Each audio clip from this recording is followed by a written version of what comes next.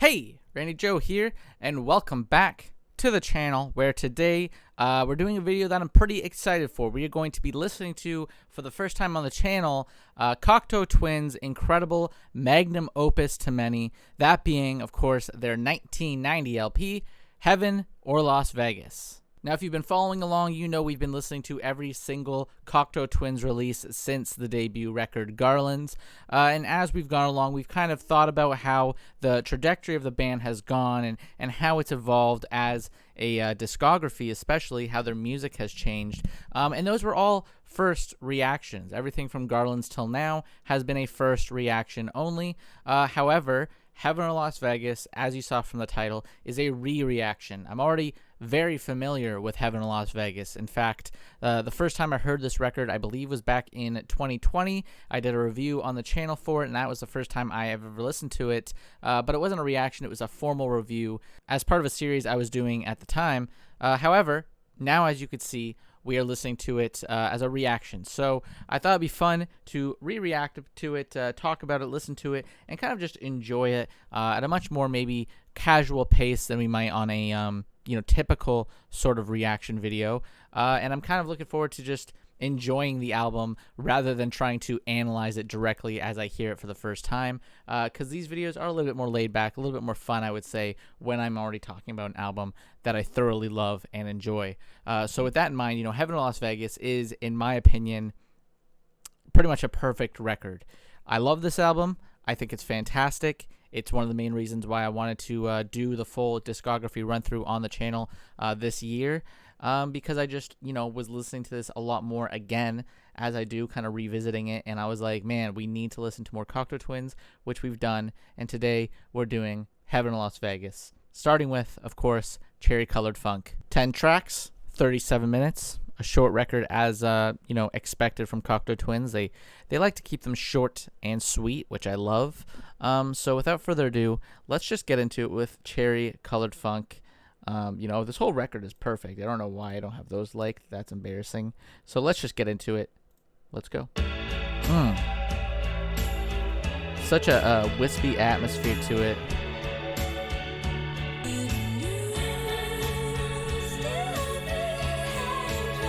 Love I believe it's a tambourine there too.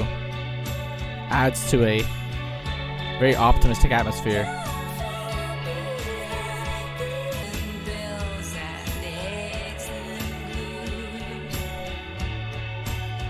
They've always played, of course, with reverb since pretty much the beginning of their discography, and I've always had this kind of dream pop atmosphere. But in my opinion, this is probably, at this point, comparing it to everything we've heard from them, it's probably their most kind of perfected version of this kind of poppy, dreamlike atmosphere. It feels very nostalgic. It feels very sweet. It feels very romantic in a sense.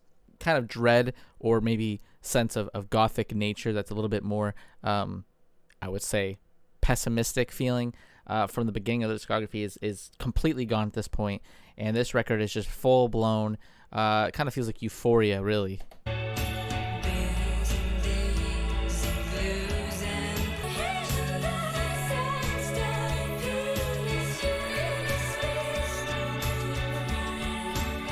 Love her arranged vocals on this one too. So beautiful, so sweet.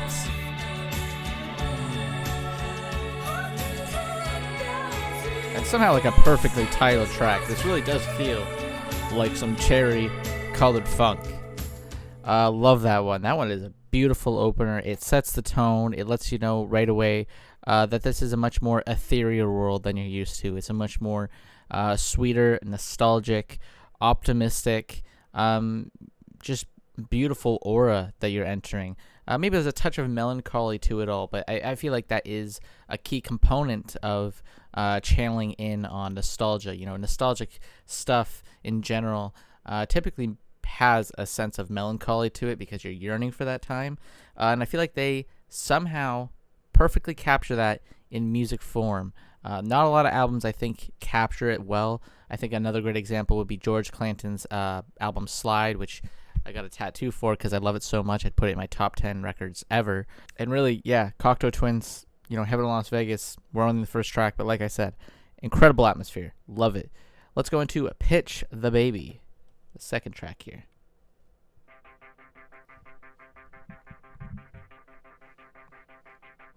And like, I would say the arrangements on this record feel a lot more dynamic and interesting. The mixing is like perfected. Nothing against the previous records, you know, like if we're really going to talk about everything up to this point, you know, most of their records to me are pretty fantastic. Even their lowest points are still very impressive for most artists. And then you have something like Treasure, which in my opinion is not far off from the same level as a Heaven in Las Vegas.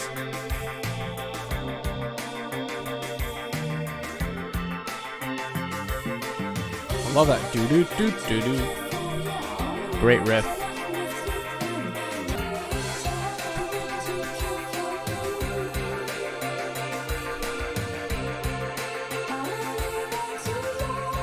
This one to me has always been a bit more, maybe of a deeper cut, a bit more laid back. But I do like just how catchy that bass line is. Simon Raymond on bass, of course.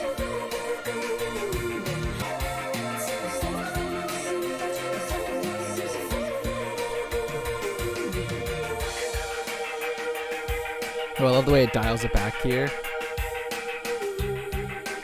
Everything gets a lot more minimal.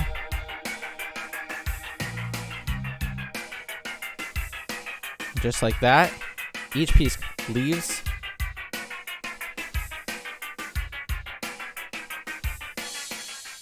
Just like that. The drumming as well is fantastic by, you know, who's responsible for that one? The drum machine, Robin Guthrie as well. Which, of course, you know, he's been fantastic throughout the discography. To me, Elizabeth Fraser is the standout, you know, genius of the group. Maybe that's because I just really enjoy her vocal delivery. But as a whole, I think they are all firing on all cylinders here, as they say. Here's Iceblink Luck. And just gets right into it. Just like such a heavy drop into sheer beauty. And yeah, if I'm not mistaken,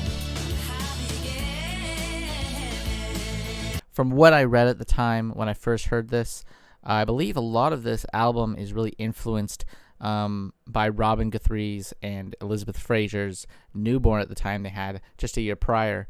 And of course, having a child in general is going to kind of put a lot of, you know, pure sense of love and euphoria into you. You're going to be glowing and radiant, just like this album is. I feel like it really translates like this kind of new motherhood feeling.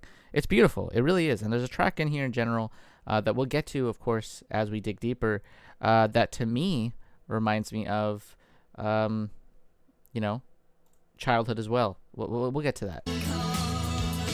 And I feel like it comes through so strong in the lyrics, or not lyrics, the aura. There really is no lyrics. Somehow, like, not saying anything tangible and real somehow feels more emotionally in depth than a lot of records you might hear.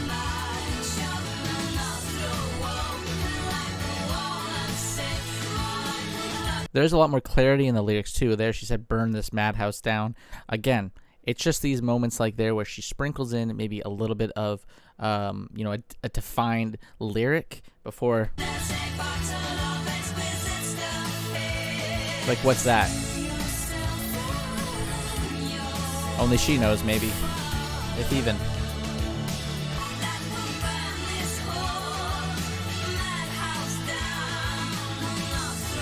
Belts it out.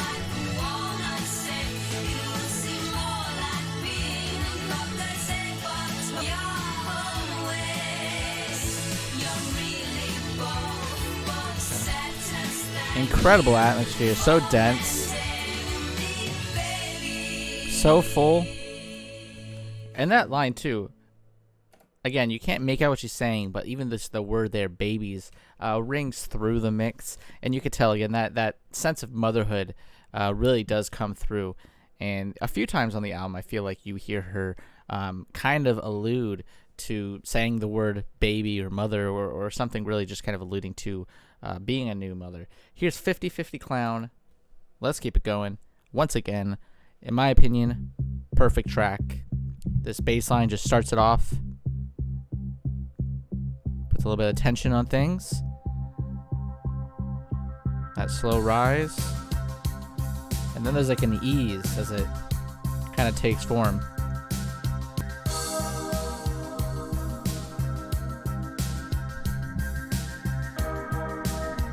Love the keys on there too.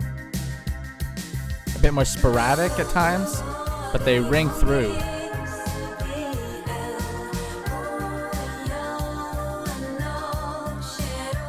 I believe it's our boy Simon on the keys.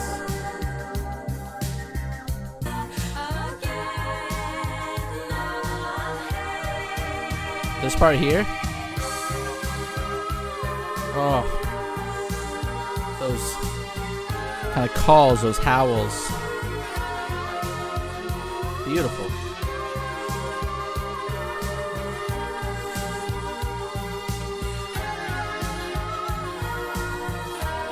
So wavy and angelic.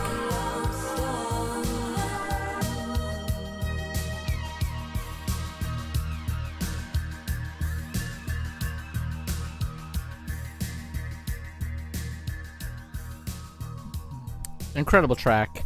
Those howls sound beautiful, sound angelic. Her vocals, of course, just amazing on their own. We're gonna get into maybe the best track here in just a moment, but 50/50 Clown, again, I feel like, some of these tracks, they don't necessarily present themselves as direct as maybe some of their other LPs might. I feel like Treasure, it's an LP where sometimes it's like a direct hit with just how catchy and interesting they are, whereas this album was one that I think the more you listen to it, the more like rich in detail it is, the more you kind of catch on. And that's part of the beauty in it, is it rewards deeply on multiple listens, just because the arrangements are so intricate and just so mixed together that it's hard for you to necessarily catch it right away. But the more you hear it, the more it's impressive. But title track, Heaven or Las Vegas, kind of like the peak of the record, arguably.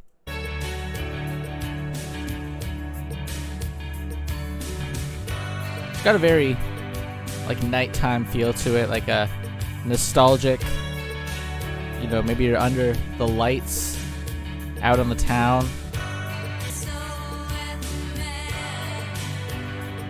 Love that descending guitar work too from Robin.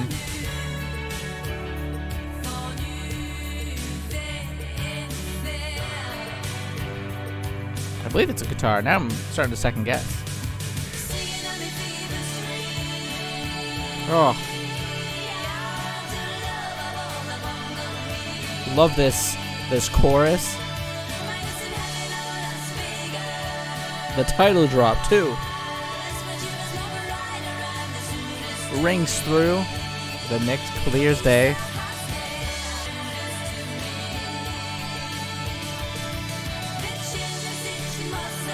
I love how the chorus extends here. Has like a second segment.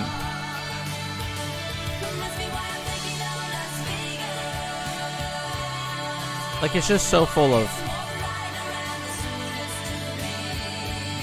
like pure beauty, pure love. There's so much magic that is just pouring through both her vocals and just the music in general. You really can't help but feel just how in love Elizabeth Fraser is with her child. And I would imagine at this time, of course, Robin Guthrie, despite the fact that, of course, they did split up eventually. But recording this, I would imagine they were at the peak of their just pure bliss, and it shines through. It's so... And this title track, I feel like, is like the true like core of it all.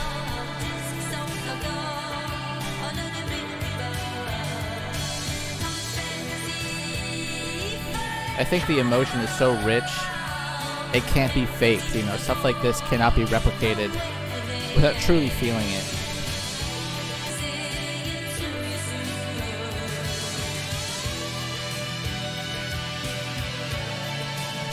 I believe that's the guitar there. It's so soaked in reverb, just like so like just vibrating with energy. Feels so electric. And one of the longest tracks on here, the second longest track, hitting that 5-minute mark.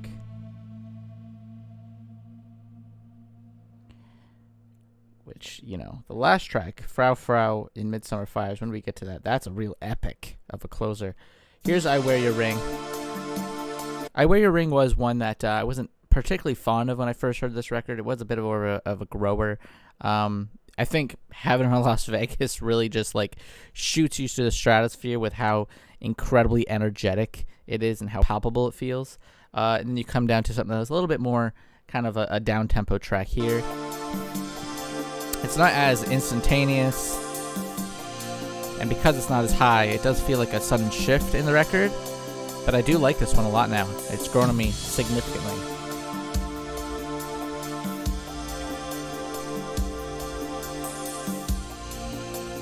Love how varied the production is here, the way it kind of skitters around.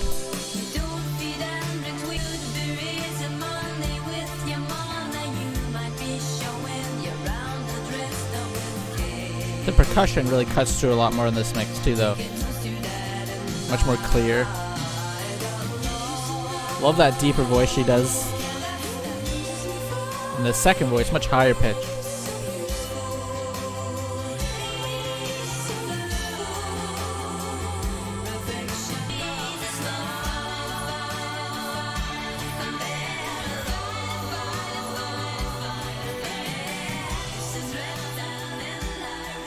Yeah, I do like this one. Like I said, it's a bit more of a low-key cut.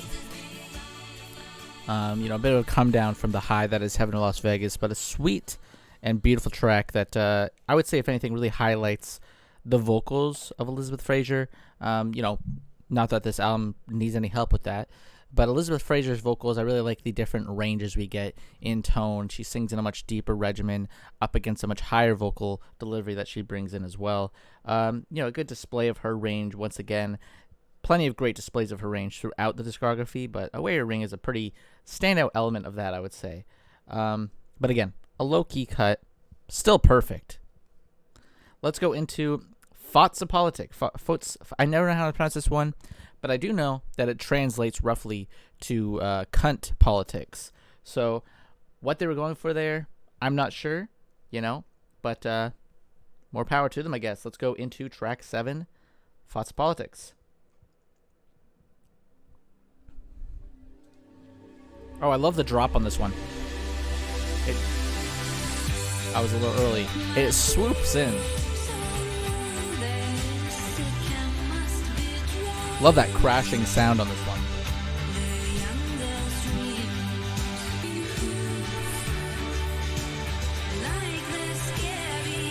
I've always really enjoyed the pacing of this one.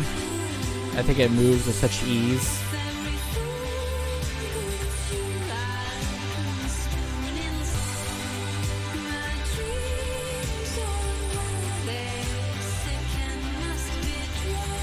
Like there, my dreams are, and then it's like you're kind of lost in this dream state as her words just transform into nothing else. I like this part coming up right here. Oh, it's like a choir.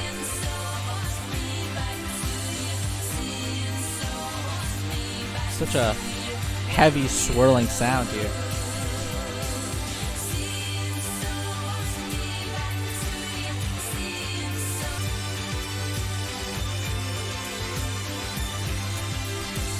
That final minute of this track too is like a swirling kind of closing fade out in a sense, which makes the track feel even shorter than it is. You know, it works for that pacing.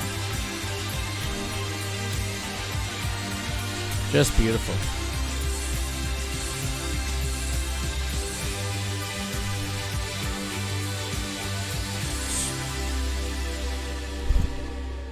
And it's so like washed out. And that's it for Thoughts of Politic. Let's get into track 8. We're going to give this pause once again, just talking real quick. I know I yap a lot, but that's what the channel's all about. My bad. Wolf in the Breast is track 8. This is a personal favorite of mine. This one really hits hard and was what really drove me back to this record so deeply the last few months, and made me want to listen to Cocteau Twins in full on the channel.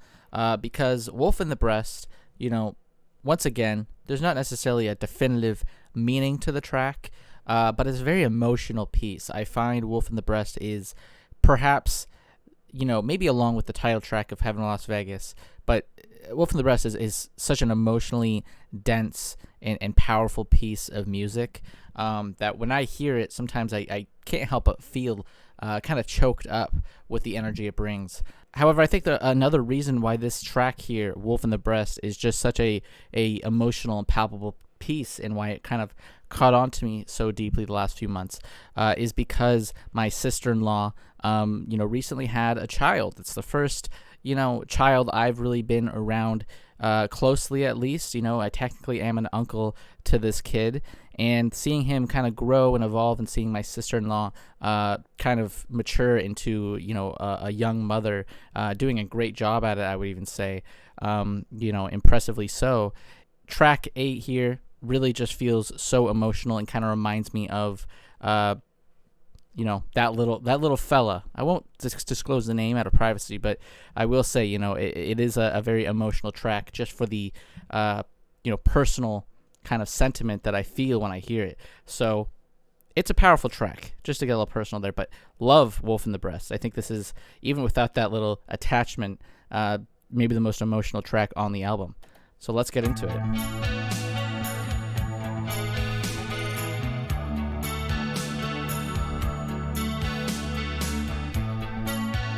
It just feels so full of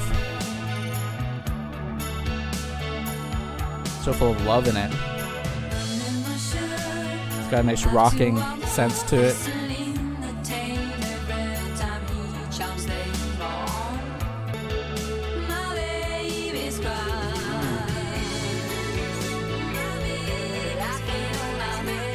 Love the soft,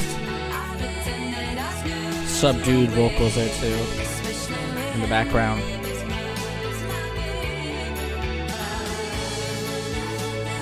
Oh. And those vocals too on that side.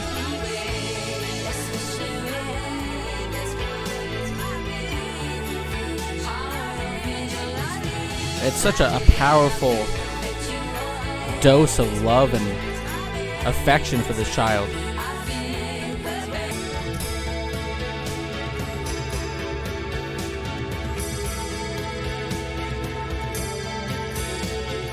I like this little detour with the guitar work there. And then sinks back into it.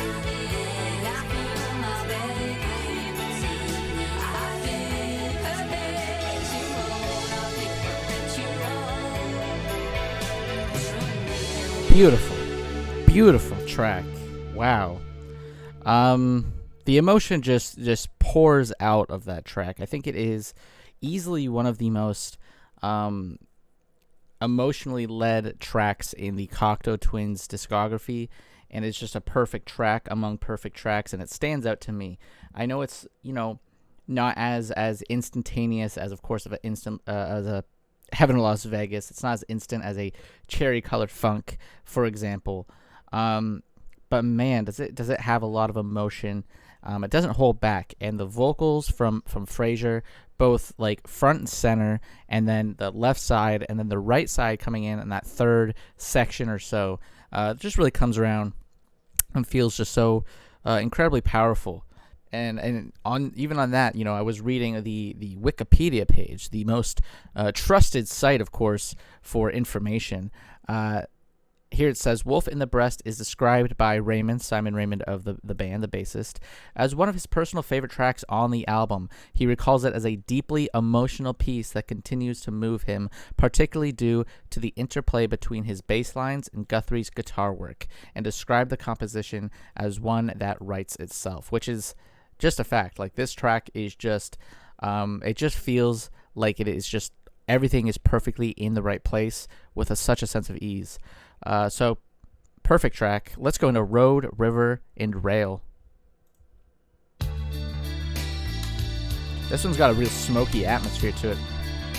Feels a lot more, I would say, tense, and is maybe a little bit of a callback to their more gothic work. Really the most gothic on the album.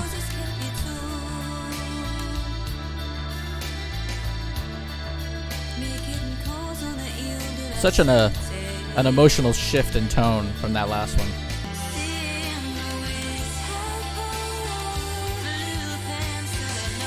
But yeah, this one, her vocals aren't as layered, it's more direct.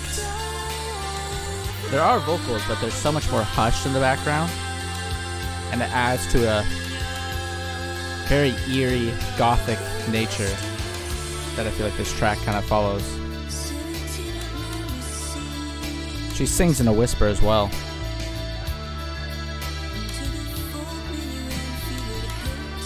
I also really enjoy the kind of dizzying, kind of cyclical arrangement here. Just kind of keeps spiraling out.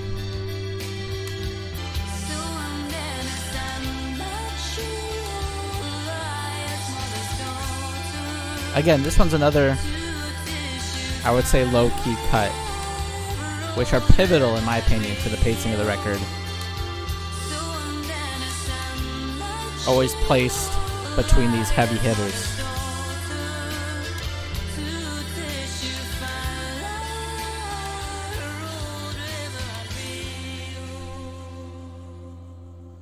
All right, Road, River, and Rail. Like I said, a bit more of a low-key cut, you know.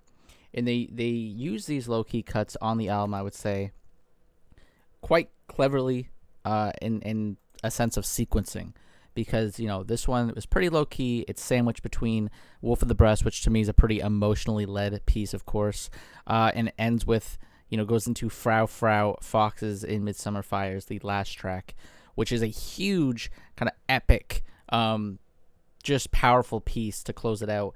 And that's how I kind of feel about the bulk of the record, is that you have these tracks that feel a lot more low-key, sandwiched between these much bigger, more kind of magnificent pieces, which, again, to me, is a really just brilliant way to sequence an album. Because obviously if you have too many great tracks together and then a bunch of kind of like low-key cuts, those low-key cuts will suddenly feel like they are, you know, almost worse for wear in a way. But in my opinion, having them sandwiched between these greater tracks really do elevate them and makes the whole thing just feel so cohesive and so perfect. Like I said, perfect album, incredible sequencing. Frou-frou, Foxes in Midsummer Fires. Let's close it out with this brilliant atmosphere of a track. Like this, it starts with this daunting, eerie, brooding atmosphere.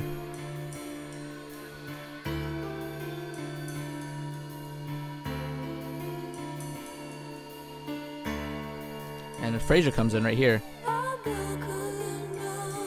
Just a whisper. Kind of ghost-like.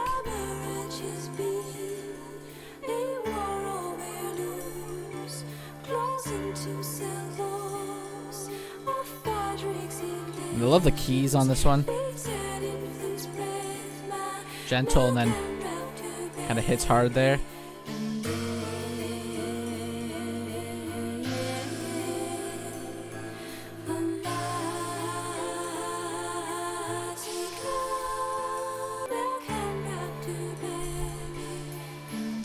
Such a kind of simmering mix here. I love how dialed back it is. but you can tell it's all leading up to something with this tensity.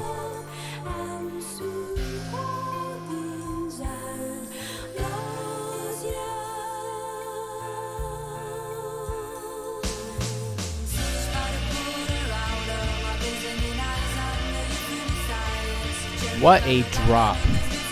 What a beautiful, powerful drop that is. So earned.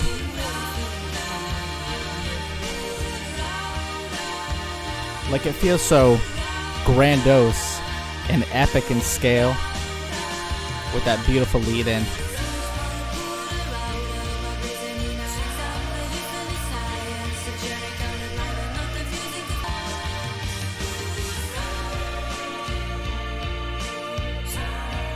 And then it kind of dials it back again, lets you bask right back into this atmosphere.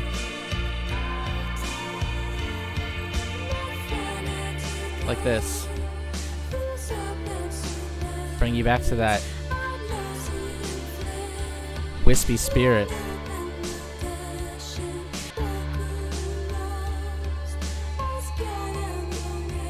Love how clear the drum work is here. From Guthrie, I believe.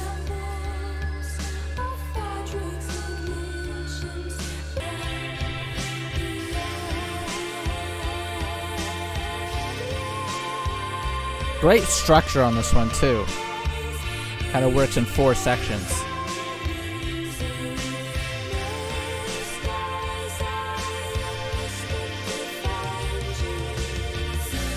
Oh. And it feels like such a beautiful, blissful release.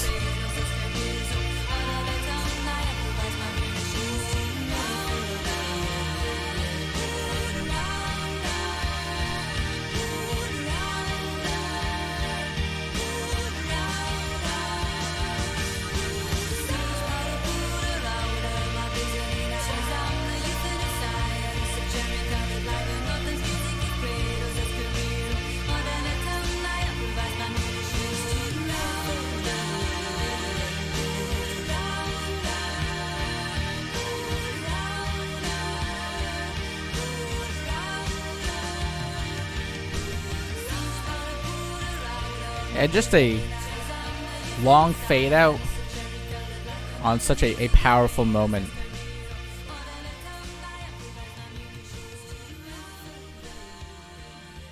Which to me is really a great way to end it, with this long fade out. You know, it doesn't feel like things end too abruptly then. We just have a nice ease off from just how grandiose that was.